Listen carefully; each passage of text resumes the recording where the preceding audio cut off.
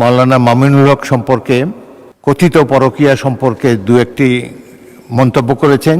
সেখানে আমি উল্লেখ করেছিলাম যে কোনো ব্যক্তির অন্ধকার জীবনের অন্ধকার অধ্যায় সম্পর্কে এটিকেও এক্সপাঞ্জ করা হলো। নীলফামারী 4 থেকে আসন থেকে নির্বাচিত মাননীয় সংসদ সদস্য বাজেটের উপর আলোচনা করতে গিয়ে উনি শহীদ মুক্তিযোদ্ধার সন্তান দাবি করেছেন,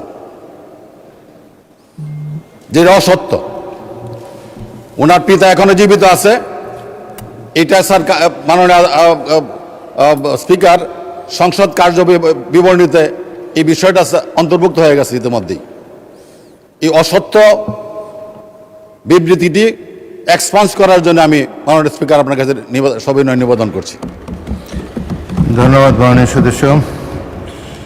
এটা তো পয়েন্ট অফ অর্ডার হলো না, কিন্তু যে এই মাননীয় সদস্য কথা আপনি বলছেন, তিনি আমার চেম্বারে এসে বক্তব্যের অবহিত পরেই সেদিনই আমার সাথে দেখা করেছেন এবং বলেছেন যে ভুলক্রমে তার মুখ থেকে এটা বেরিয়ে এসেছে। তার পিতা এখনও জীবিত আছেন, তিনি আমাকে জানিয়েছেন।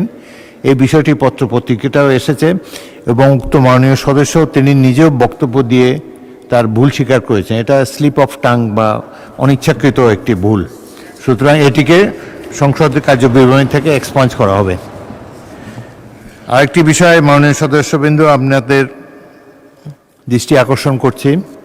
গত বৃহস্পতিবার দিনে ঢাকা থেকে নির্বাচিত মাননীয় সংসদ সদস্য আবু আশফাক হেফাজতে ইসলামের নেতা মাওলানা মামিনুল হক সম্পর্কে কথিত পরকীয়া সম্পর্কে দু একটি মন্তব্য করেছেন, যেটি অনভিপ্রেত।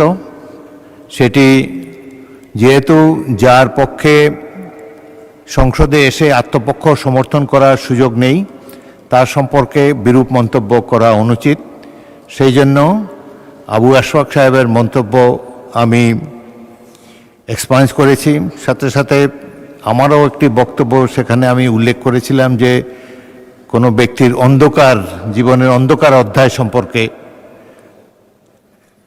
আমার বক্তব্য এসেছিল। সেই অন্ধকারাচ্ছন্ন এই অধ্যায় এটিকেও এক্সপাঞ্জ করা হলো এবং ভবিষ্যতে আপনারা সবাই কেয়ারফুল থাকবেন বাজেট বক্তৃতা বা অন্যান্য বক্তৃতায় যার পক্ষে এখানে এসে নিজকে ডিফেন্ড করা সম্ভব নয়, তার উদ্দেশ্যে কোনো বিরূপ মন্তব্য আপনারা করবেন না, এটাই আশা করি।